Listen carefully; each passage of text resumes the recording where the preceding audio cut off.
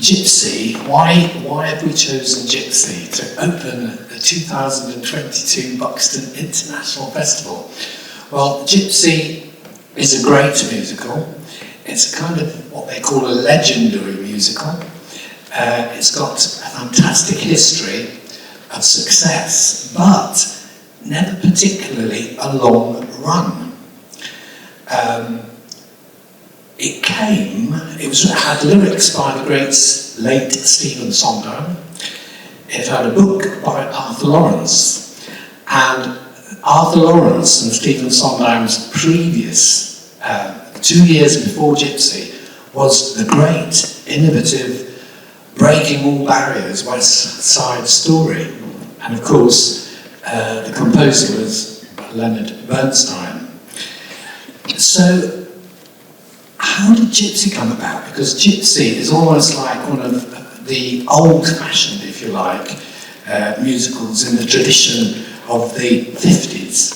So I suppose before West Side Story there was the innovative Rodgers and Hammerstein. They were coming out with South Pacific, King and I, all of those fantastic hits.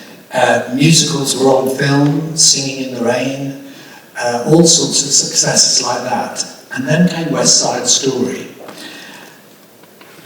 It was such a hit, it broke so many broke many walls down in terms of what a show could be. Nobody had seen anything like West Side Story. Stephen Sondheim, a very young lyricist who wrote the lyrics for West Side Story, vowed that he would never just write the lyrics again. He wanted to do the music. And as you probably know, very soon after that he wrote music and lyrics. Sweeney Todd, Company, Into the Woods. A funny thing happened on the way to the Forum. So why was he lured into doing what was a rather old-fashioned scenario? Gypsy was based on a true story. It was very much a backstage musical, written in the tradition of scenes, musical bridge into the next scene, underscoring. It was quite a traditional show. But I think Stephen Sondheim was lured into writing these lyrics because of Arthur Lawrence. Arthur Lawrence was a great book writer. For Arthur Lawrence, musicals were not just about here comes a nice tap number, here comes another lovely number, and let's just forget about what's in between. A lot of musicals have succeeded very much on that basis. Arthur Lawrence wrote great books. And he wrote the book of Gypsy. And it's a bit like a play. So it's a play with music. Very good music. Now, Bernstein wasn't interested in this. So it was definitely Arthur Lawrence that persuaded the great Stephen Sondheim to write the lyrics. He was a very young lyricist. I mean, some of his lyrics on West Side, even himself says they were very young. I mean, he was very embarrassed about, I feel pretty, and I don't know why, but he was. And I suppose when you look back, if you're a master, as you get older, you look back on your younger work, and even though we think it's fantastic, they're very critical of their work. And this is very much a young lyricist at work in Gypsy. The book is fabulous. Leonard Bernstein was not interested in this story at all. So, they got a star. The big star of the day was Ethel Merman. Anybody remember her name? Nods, yes. She was famous in her day. One of the reasons why she was famous is because she used to boast, I sing loud, or I sing very loud. And that was in the days before microphones, and so she was very handy. She created the role of Annie Get Your Gun, Call Me Madam, she was in Anything You Goes. She was a big star, and this was a big role. And so she grabbed it. But such was the power of Ethel Merman that Sondheim wanted to write the music, and she put a stop on it. I think the show could have turned out quite differently if Sondheim had written the music. She wanted a traditional composer of the time.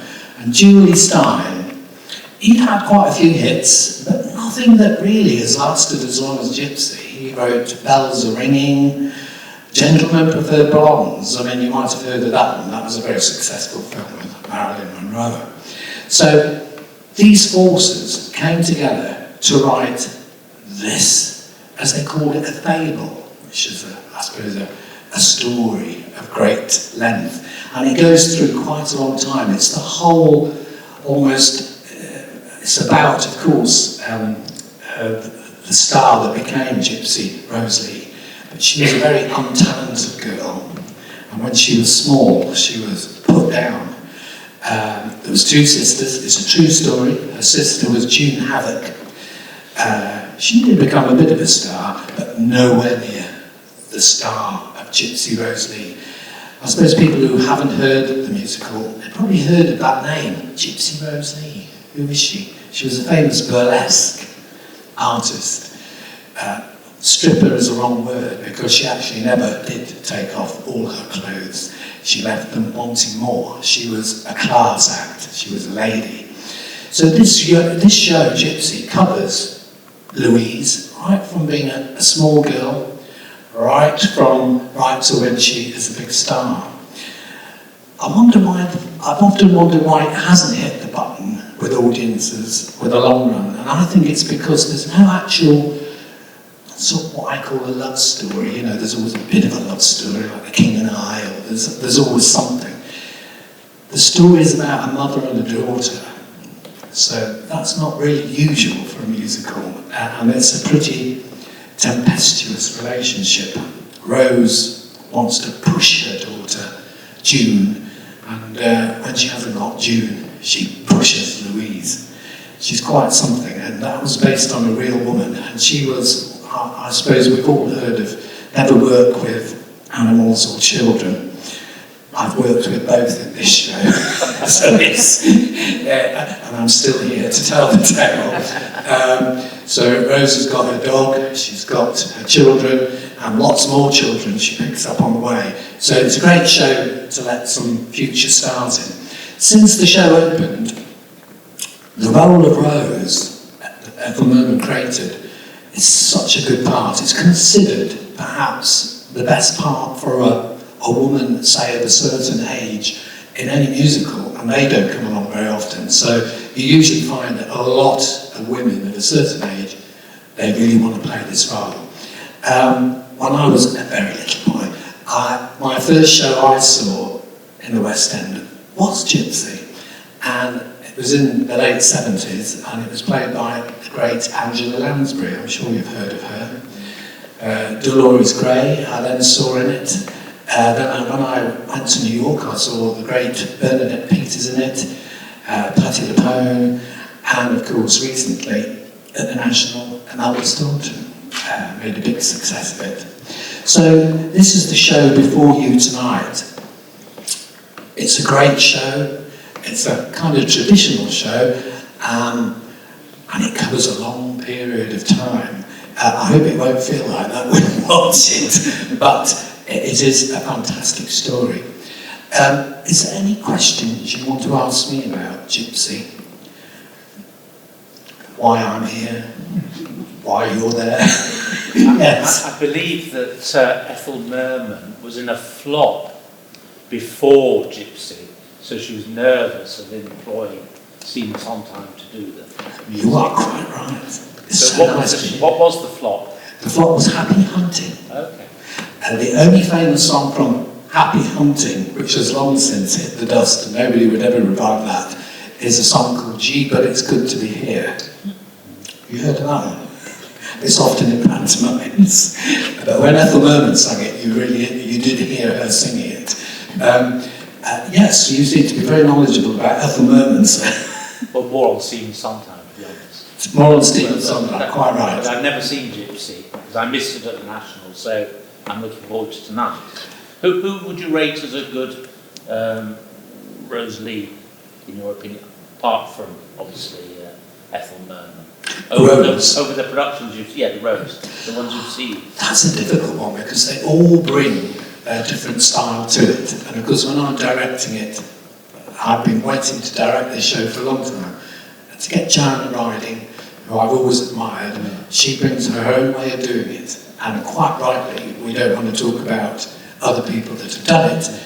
It's a bit like any other play. If you've been in the same part in the Shakespearean role, you want to create it yourself. And I can assure you that brilliant Joanna Riding tonight creates it in her own way. I was not one to drop names. Before coming to Buxton, I was running this lovely theatre called Curve in Leicester, which was a very high-tech new theatre. Now I've come to, although a beautiful theatre, quite a low-tech backstage theatre. But I have to say, this is such a challenge to our crew. We've got hemp flying, where you do it all by ropes, you know. In most theatres, you do it by pressing a button, or it's all on counterweight and very smooth. And I have to say, our staff here, with lots of flying bits and pieces, the artistry of what they do at the Buxton Opera House with what's called hemp ropes is marvellous. When I was in Leicester, I was directing a show called Merrily We Roll Along. That was one of Stephen Sondheim's biggest flops, but he'd rewritten it.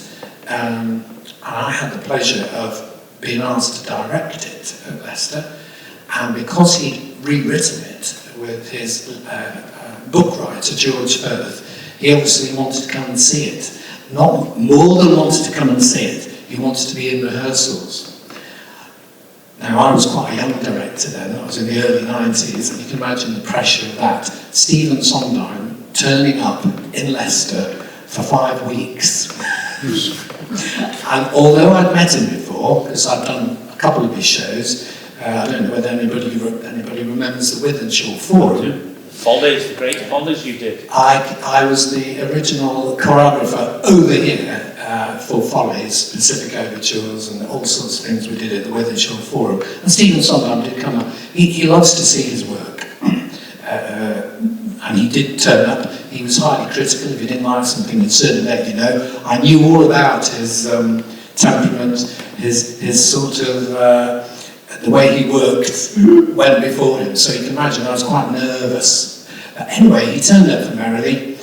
And this isn't a conversation about Merrily We Roll Along, but he was nervous about Merrily because it had only run for 9 shows or something, or 16 shows on Broadway. It was a mega flop, and yet he was so passionate about it, and he was so upset that Merrily only lasted 16 nights on Broadway.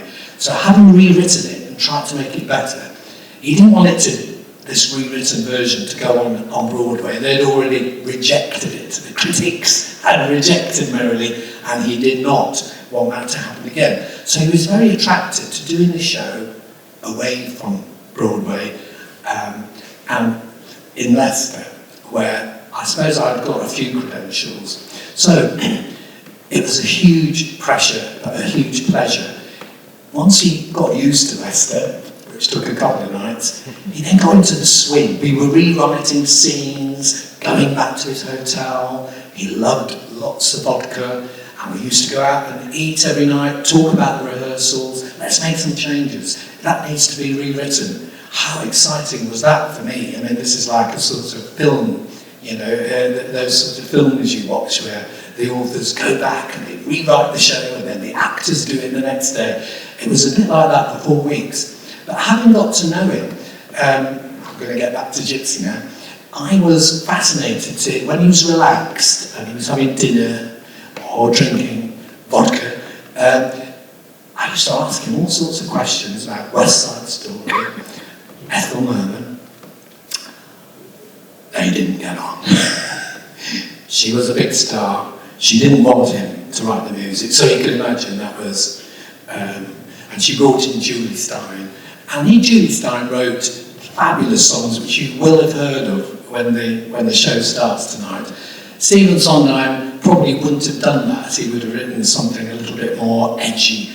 But nevertheless, that's how Gypsy's turned into what I call a traditional book musical. But he used to tell me about Ethel Merman and his lyrics, and how he didn't like some of his lyrics in Gypsy. But the climax of Gypsy is called Rose's Turn, I don't want to spoil it for people who haven't seen it before. It's possibly the most dramatic piece of music for a solo that's ever been written, and it comes right at the end.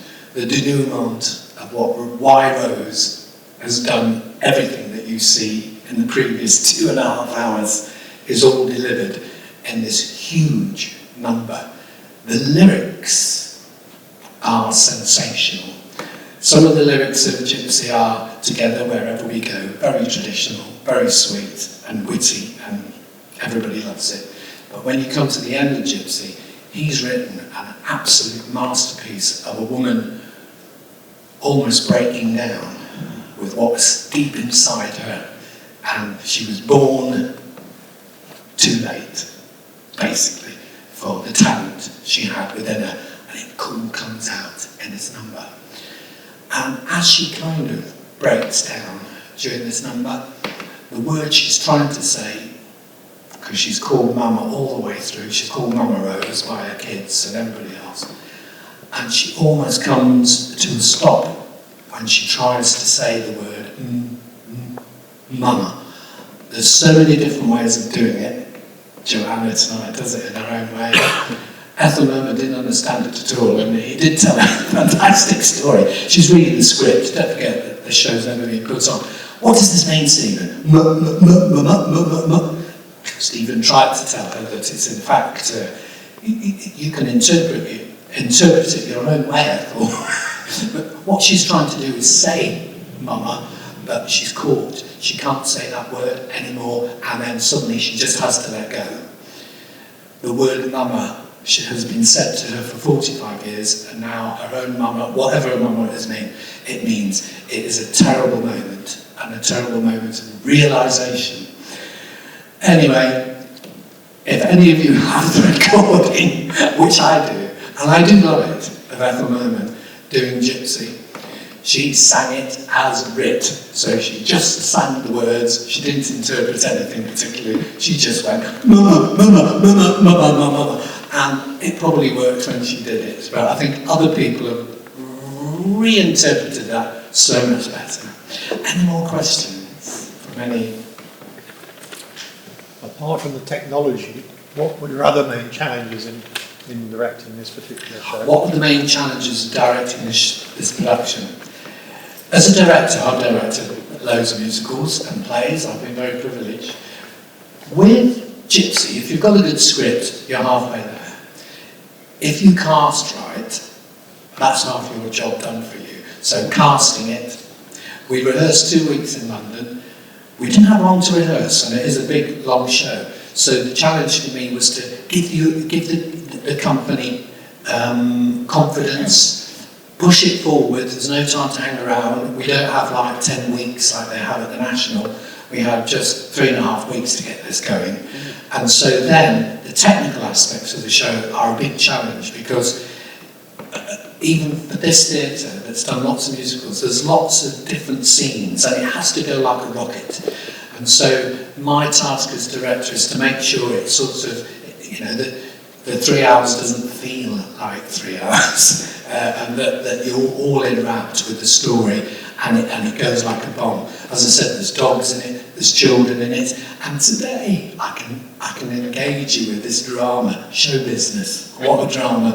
I get the message this morning that somebody's off with the C word, and our understudy who's been rehearsed in, we had a dress rehearsal this afternoon. She was fantastic, and so she's on tonight, so she's playing June tonight. This is all part of the director having a nervous breakdown. So the challenges today were unexpected, but here we are, I'm all relaxed. Anything else? You must be burning to ask questions. Are any of you going to the other operas in the festival? It is fantastic. Michael Williams, because we did a Little Night Music last year, because he knew I direct musicals. He was new to Buxton. He's directing it. And so this idea to open the festival with perhaps something different, I think is very good. It brings in a different audience. And hopefully people that go to the operas try out a bit of a musical and the other way around, and that's how we all sort of discover things. Yes? I just wonder, you mentioned a little night music that is currently on at Leeds Playhouse, repeating from last year. I wonder whether you've had the pleasure of seeing their version. I didn't. I only saw my version. No, because they have the benefit. They have the benefit of the entire orchestra of Opera North. Well, sometimes that, you have to take the rough with the smooth. They have the Opera North. It's a big subsidised production. This isn't. But Ben, who's our marvellous young MD, and our not modest but sizable orchestra, not the full orchestra, I hope you will enjoy the lush Broadway sounds, because this is what we're producing tonight, is Broadway, not Ealing Broadway, I hope.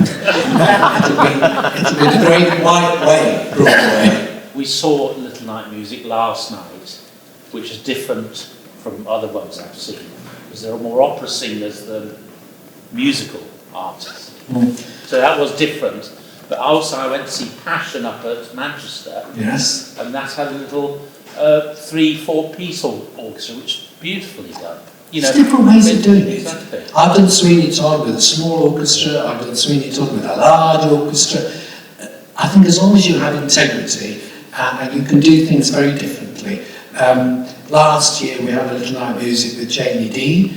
And also the guy playing Herbie tonight, he was Frederick last year, if you saw Little Night Music, marvellous actor, but more of an actor than, say, singer.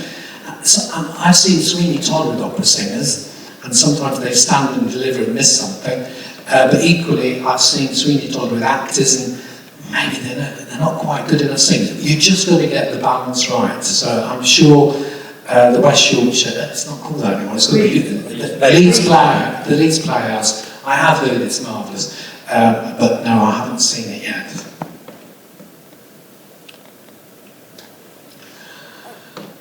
I think one of his, sorry to... no, keep going. Sometimes short performances was Anyone Can Whistle, which only lasted, I think, 7 performances. 7 performances. He's quite used to these short runs. Anyone Can Whistle was one of his earlier works when he'd written the words and the music. That's why I think Ethelman was probably right, that Stephen Sondheim was probably a bit too young to write his first musical, and I'm sure that the Gypsy turned into something very different. But eventually, Stephen Sondheim, of course, he did have long runs, thank goodness. But he took advice from Hammerstein, didn't he? He was brought up by Hammerstein. Yes. So he asked him, and Oscar said, take it, because it's your chance to get into a big show with a big star. That's right, so that's right. That was his opportunity. And it was Arthur Lawrence as well that persuaded him, but as you quite rightly say, his mentor, Richard Rogers, both sort of said, you should do this, Stephen, young Stephen. And he was only young, he was only in his 20s when he wrote this fantastic show, which I hope you will enjoy tonight. One more question, if there is one. Yes. Next year? We always think about next year.